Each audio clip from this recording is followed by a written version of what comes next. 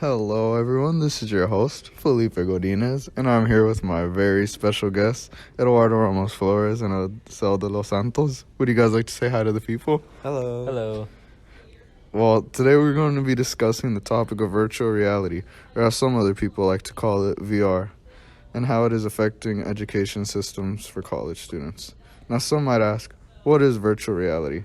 Well, virtual reality can basically be described as a simulation inside of a computer-based environment in which you can interact with multiple objects. Now, many people know virtual reality for its amazing games that they produce, but it is not as widely known for the academic success that it makes in education. Now, many people have the discussion on whether VR is actually helpful for the students or whether it doesn't help at all and is a distraction. It has impacted many lab experiments and history classes to have a closer meaning to the class lesson. An example of this would be dangerous chemicals that would normally not be allowed in a school lab, but is now possible through the works of virtual reality.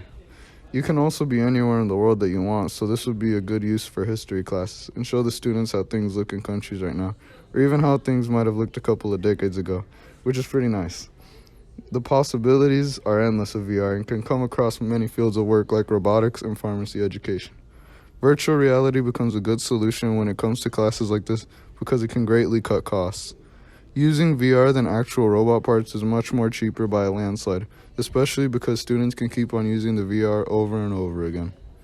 According to The Past, Present, and Future of Virtual Reality and Pharmacy Education by Coin Lian, pricing for mannequins can become very expensive, and VR could become the new thing as prices for VR are getting cheaper over time.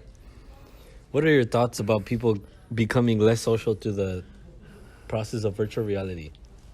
Doing this through a classroom environment wouldn't really affect people for their social interaction, and the positives mostly outweigh the negatives.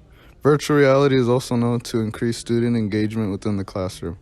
According to Library Technology Reports, they visited a couple of school libraries, public libraries, and special libraries, and most of them reported that they noticed students becoming increasingly engaged in learning because of the VR equipment.